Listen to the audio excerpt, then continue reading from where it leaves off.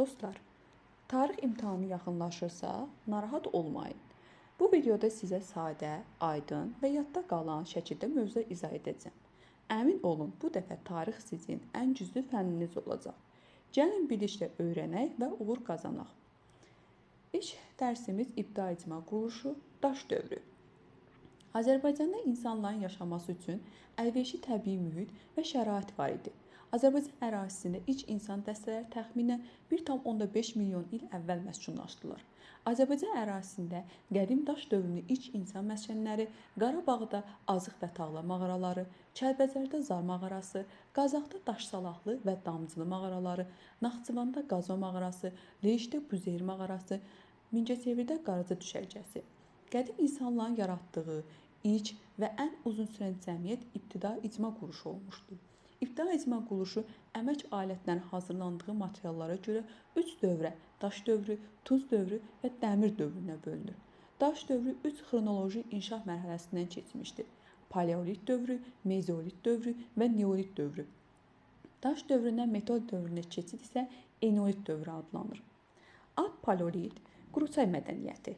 Daş dövrünün ən qədim və ilkin mərhələsi paleolit dövrü adlanır.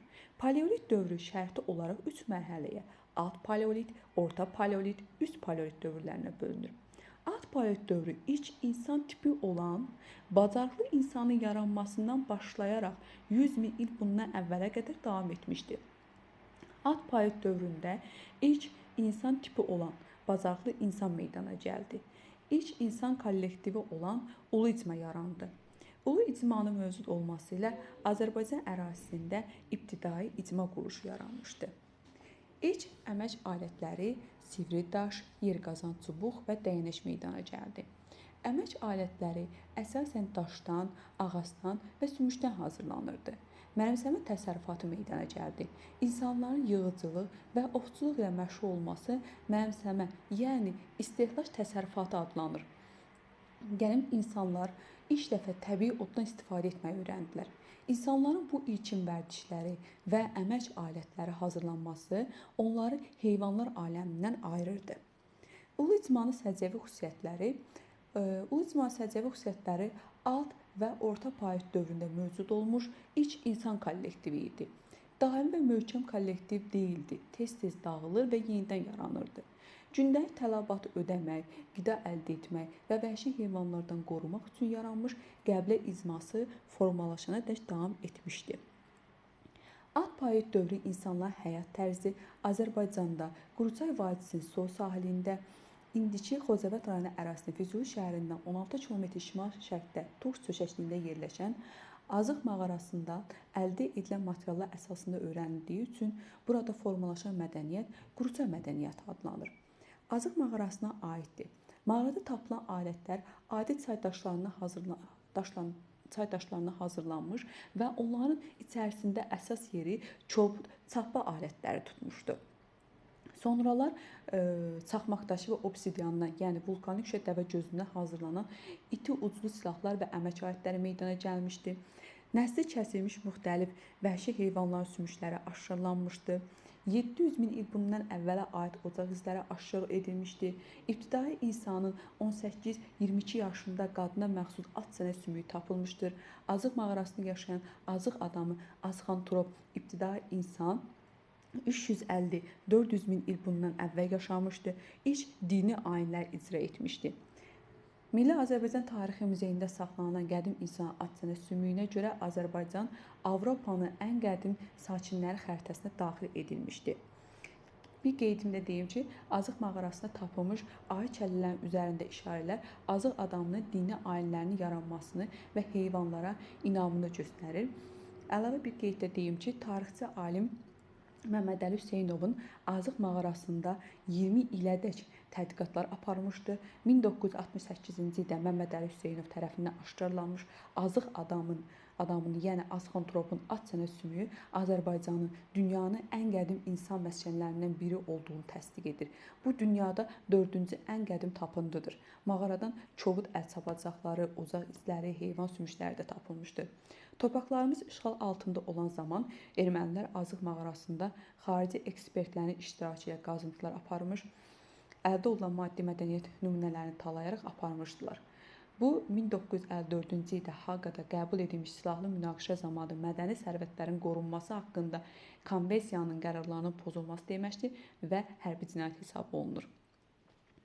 Orta paleolit dövrü Musiya mədəniyyət dövrüdür. Orta paleolit dövrü 100 min il bundan əvvəl başlamış, eramızdan 35 min il əvvələ qədər davam etmişdir. Orta paleolit dövrü Musiya mədəniyyət dövrü adlanır. Orta paleolit dövrünə aiddir. Yeni insan tipi Neandertal insan yarandı. Neandertal Almaniyada yer adıdır. İnsanların sayı artdı, əhali daha geniş ərazilərə yayıldı. İnsanlar çaxmaq daşını bir-birinə vurmaqla süni od əldə etməyi öyrəndi. İnsanlar vulkanik şüşədən iti-uzlu silahlar düzəldir. Maral, ayı, vəhşi at, dağ keçisi, ovlar yığcıqla məşğul olurdu. Dəfn olunan insanların yanında məişət əşyalarının tapılması onların inamının yarandığını göstərirdi. Azərbaycanda Orta paleolit dövrü Qarabağda Azıq Tağlar Zar, Qazaxda Daşsalahlı, Naxçıvanda qazma mağaraları əsasında öyrənilmişdi. Üst paleolit dövrü ana xaqanlığının yaranması. Üst paleolit dövrü eramızdan əvvəl 35 min il bundan əvvəl başlamış və eramızdan əvvəl 12-ci minilliyə qədər davam etmişdir. Üst paleolit dövrünə aiddir. İqlim mülayimləşdi,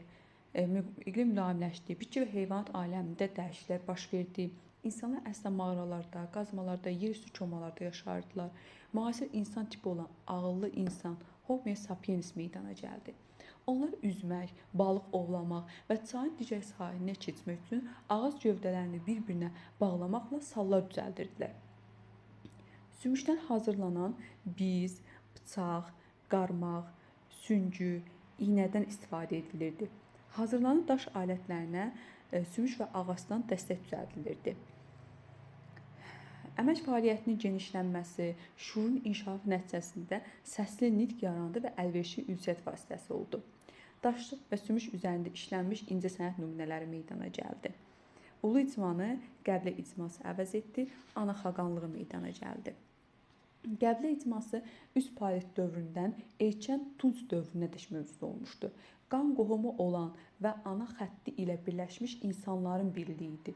Ulu icma ilə müqayisədə daha möhkəm və mütəşəkkil kollektiv idi. Qəbilə həyatında ana xaqanlığı qadınla mühüm rol oynadı.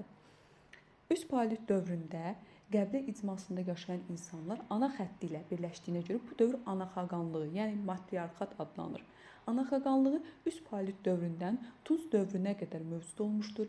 Qadınlar qəbilənin həyatında aşağıdakı mühüm rol oynayırdı.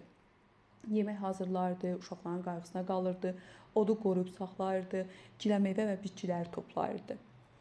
İlk insan tipləri bacarıqlı insan olubdu. İlk insan tipi alt paleolit dövründə yaranıbdı. Neandertal adam yeni insan tipi idi, orta paleolit dövründə yaranıbdı. Ağıllı insan müasir insan tipi idi, üst paleolit dövründə yaranıbdı. Bacarıqlı insan, bir daha bunlar deyirəm ki, yadda qalsın və qeyddə götürün ki, yəni bunlar testdə daha çox düşür. Alt paleolit dövründə yaranmışdı bacarıqlı insan, ulu icma sürü halında yaşayırdı, iki ayaq üzərində hərəkət edə bilirdi, daşdan, ağacdan və sümükdən alətləri hazırlamağı bacarırdı, məşğuliyyəti ovçu və yığıcılıq idi, işləri təbii otdan istifadə etmişdi və sərbəst danışa bilmirdi. Ağıllı insan Homo sapiens üst paleolit dövründə yaranmışdı. İlk vaxtlar ulu icmada, sonra qəbilə icmasında yaşayırdı. Səsli nitqə malik idi, ağac gövdələrini bir-birinə bağlamaqla sallar düzəldirdi, heyvanları əhəlləşdirməyi bacarırdı, ox və kaman ixtira etmişdi. Ağıllı insan və bacarıqlı insan üçün oxşar cəhətlər mağaralarda və qazmalarda yaşayır, ovçu və yığıcılıqla məşğul olurdu, odda istifadə edə bilirdi, daşdan əmək alət hazırlaya bilirdi. Ağıllı insan, bacarıqlı insanın fərqli cəhətləri düz qamətli idi, fiziki, əqli cəhətdən yüksək inkişaf etmişdi. Ana xaqanlığı dövründə yaşamış, məqsəd yönlü fəaliyyət göstərmiş, metaldan əmək alətləri hazırlamışdı.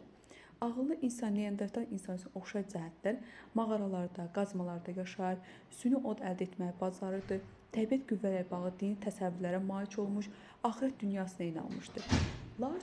Lakin ağıllı insan Neandertal insandan fərqli olaraq beyni 2 dəfə böyük idi. Dostlar, inanıram ki, bu sizin üçün uğurlu nəticə üçün bir işdə çalışaq və sizə də faydalı olar və ümid edirəm ki, testlərdə də, imtahanlarda daha yüksək nəticə əldə edərsiniz. və kanalıma abunə olun, bəyənin, paylaşın, yeni videolardan xəbərdar olun və tarix sizin üçün daha da asanlaşsın. Uğurlar.